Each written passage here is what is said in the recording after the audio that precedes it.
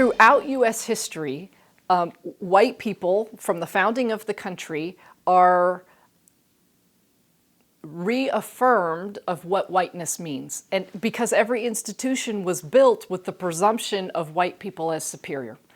So those institutions are enacting that belief in how they're organized, who runs them, how they serve or do what they do.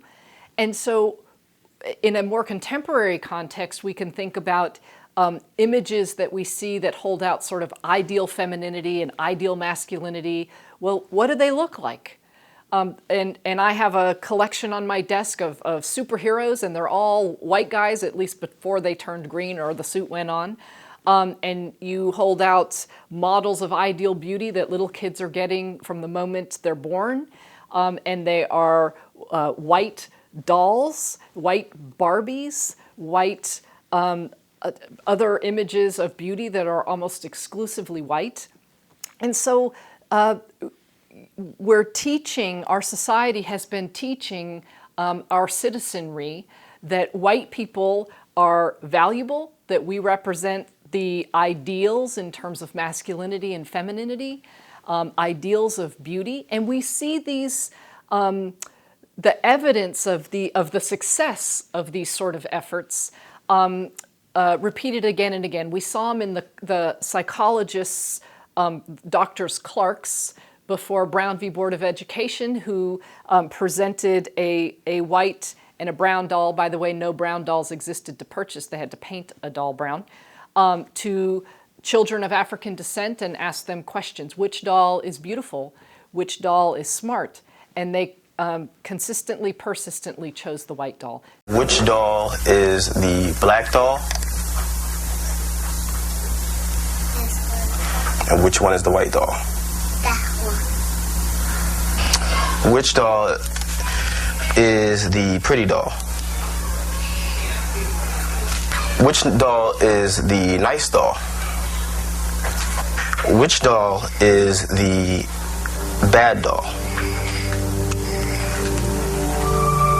Which doll is the nice doll? And which doll is the bad doll? And why is that doll pretty? Because she's white and he has 2 eyes. Which doll is the ugly doll? Why is that doll ugly? Because he's black.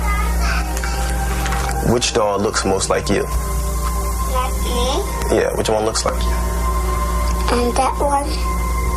Okay. That doll.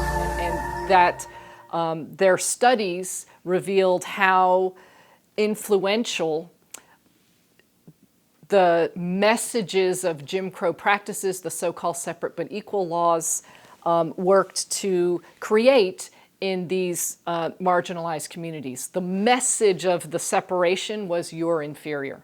And we saw that play out in these studies. And we, of course, know that in 2015, I believe it was, those studies were replicated.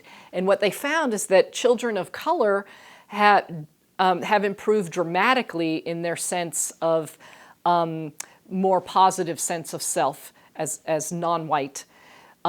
However, what they also reveal is that white children persistently, consistently see only white people as valuable, intelligent, representing beauty. So they suggest that we still have a very long way to go. And we've managed to tackle the Jim Crow laws, the separate but equal practices, in a, as codified anyway in law, but we preserve them in all kinds of ways, in gated neighborhoods, in our class divisions, in funding for public schooling. There's all kinds of ways in which we preserve. And I think one of the most segregated days of the week continues to be Sunday.